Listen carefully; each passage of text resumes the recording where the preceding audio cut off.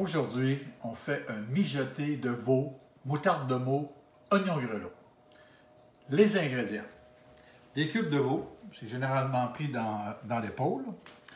On va avoir, bien sûr, la moutarde de Meaux. On va en parler un petit peu plus tard. Et on va voir les oignons grelots.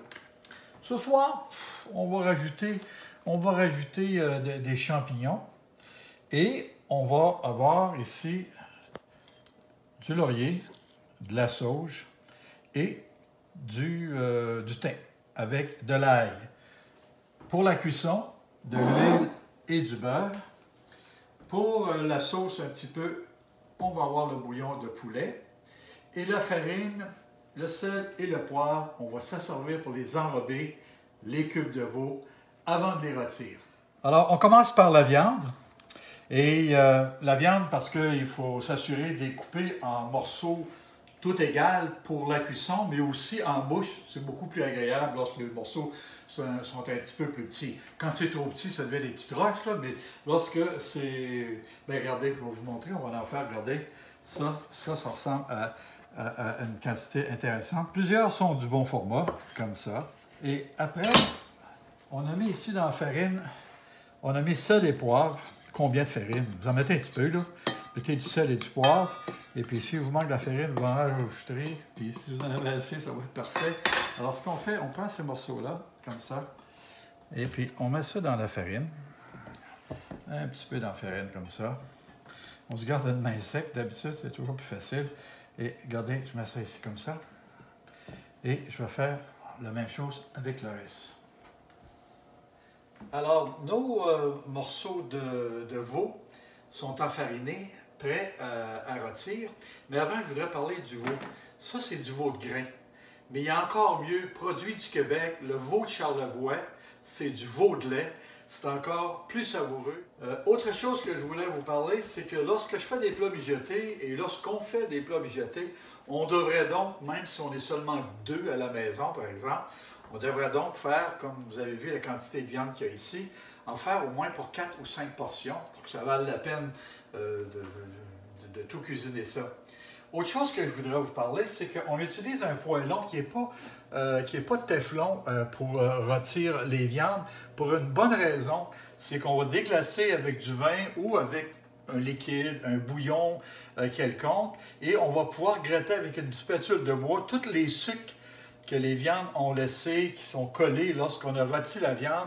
C'est ça qui donne une saveur à notre sauce. Alors, on commence. En passant, j'ai pris soin, avant même de débuter la présentation des ingrédients, j'ai pris soin de partir mon four à 400. À 400 parce que, regardez, on va cuire à 350, 375, mais regardez, j'utilise du creuset, de la grosse fonte. Alors, pour aider au départ là, de tout ça, eh bien, je pars à 400 et puis je vais baisser tout de suite après. Alors, mon frère est en train de me dire que ce serait le temps de passer à autre chose. Alors, voilà. En passant, vous savez, beurre et huile, un mélange des deux, c'est ce que je fais. D'autres vont mettre que du beurre, mais le danger avec le beurre, j'en ai déjà parlé, c'est que ça, et si on n'est pas attentif, et si on n'a pas mis d'huile, ben, il risque de tourner, noircir. Je me rappelle. Alors, rôtir la viande, là, ici, on veut pas les cuire. Ils vont cuire au four. On veut donner une petite coloration et ils vont s'attendrir avec la longue cuisson au four. La viande est cuite. Alors, regardez ce dont je vous parlais. Regardez les dépôts de viande qu'il y a là. Il ne faut pas jeter ça. Alors, on va déglacer. Mettez-vous pas à face devant. Écoutez, je déglace au vin, mais vous déglaceriez avec du jus de légumes ou du bouillon de légumes, bouillon de poulet, ça ferait la même chose. Mais en déglaçant au vin, là, il y a de l'alcool. Alors, il faut laisser aller, il faut que l'alcool s'évapore. Alors, on laisse réduire le liquide au moins de moitié, avant de l'ajouter. Alors, le vin a réduit. Regardez, on a tout enlevé les restes de viande. Ça a pris une couleur déjà. Alors, je vais mettre un petit peu de jus ici, m'assurer qu'on a vraiment tous les sucres. Pas compliqué comme ça, pas du tout. Regardez, on va mettre ça dans la viande, comme ça. Et ici, on va rajouter du bouillon. Et puisqu'on va être sûrement 1 heure et quart, peut-être 1 heure et demie, puis puisque ça va s'évaporer, je m'assure d'en mettre suffisamment. Mais je vais vérifier en cours de cuisson pour m'assurer qu'il nous reste suffisamment de liquide. Alors, le laurier, la sauge, le thym.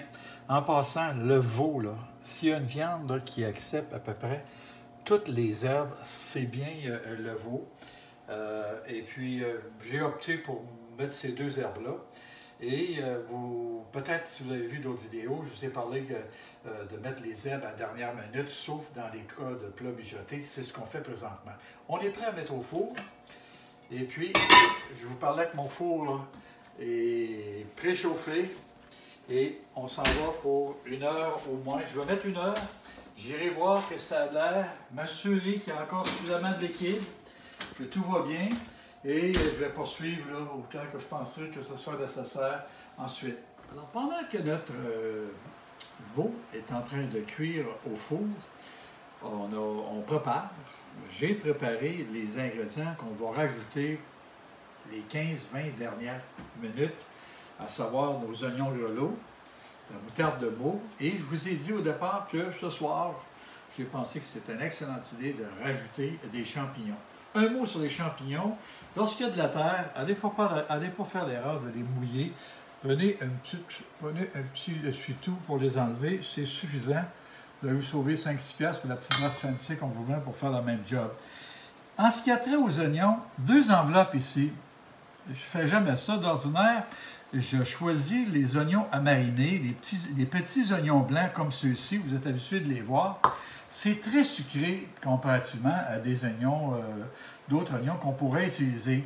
Mais il y avait aussi disponible, et je dois le dire à bon prix, parce que d'ordinaire, pour cette enveloppe-là, je paierais le prix que j'ai payé pour les 2.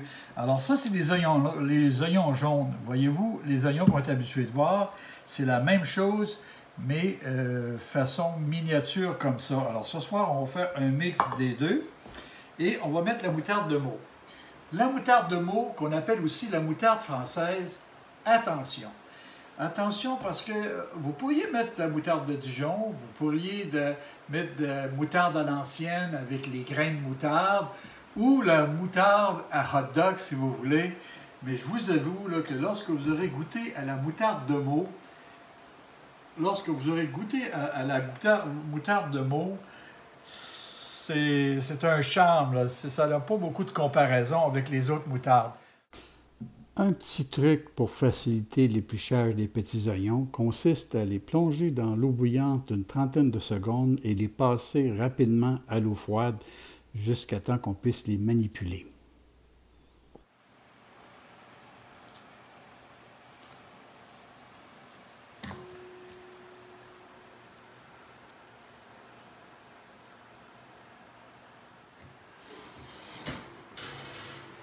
À l'heure initiale de cuisson que j'ai rajouté en cours de route un autre 15 minutes. Alors, je vais vérifier si c'est à point, parce qu'il faut vraiment que la viande se détache. Et puis, il ne faut pas oublier qu'on a encore besoin de 15 minutes à 20 minutes pour que le reste des ingrédients... Regardez. Regardez-moi ça, c'est pas joli. Alors, on va prendre une pièce, on va voir si elle est à point. Et...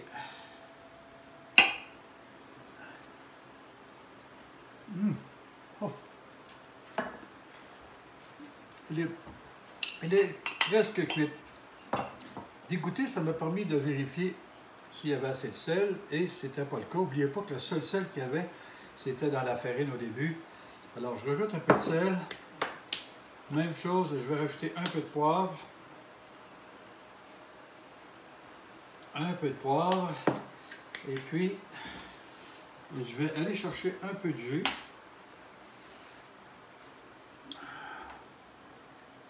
Regardez-moi la sauce de ça, mes amis. Et une valeur qui n'aille pas les arômes. Alors, regardez ce qu'on va faire avec ça. On va aller chercher.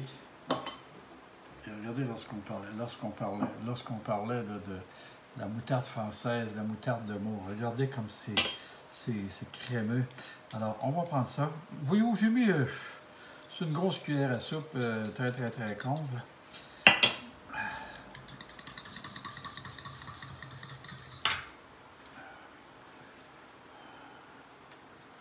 Et voilà comme ça. Alors, je rajoute ça ici.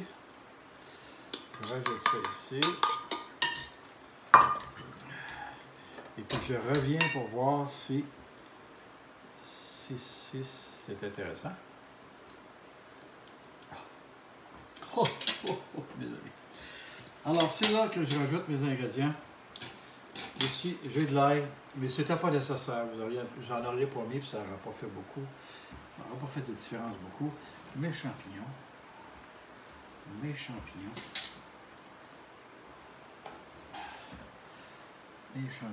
Et généreux. C'était généreux, c'est le grelot.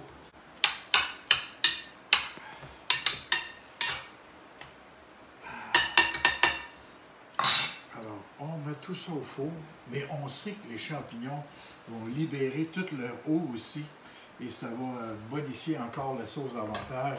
Ils vont disparaître dans le reste. Alors moi, je dirais un autre 20 minutes. 20 minutes et on va être prêt. Alors, il reste à faire pendant ce temps-là, il reste à faire les accompagnements. Alors, lorsqu'on a mis ça, il y a 20 minutes, la viande était pratiquement cuite. Allons voir maintenant les oignons. Les oignons et les champignons. Oh, ça sent bon, ça.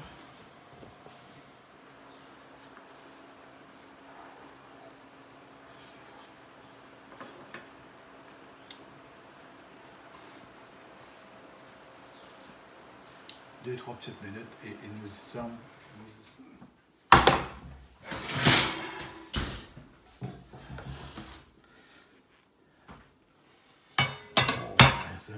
Mes amis, ça vaut la peine des fois de prendre le temps, faire un plat un petit peu plus compliqué, un petit peu plus long, mais regardez-moi ça. Regardez-moi ça.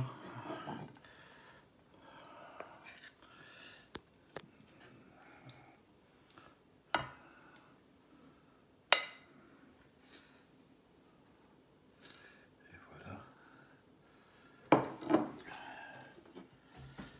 Et ce soir, j'ai choisi de servir ça avec maïs, qui est aussi sucré, avec des pommes de terre recettes mêlées avec de la patate douce.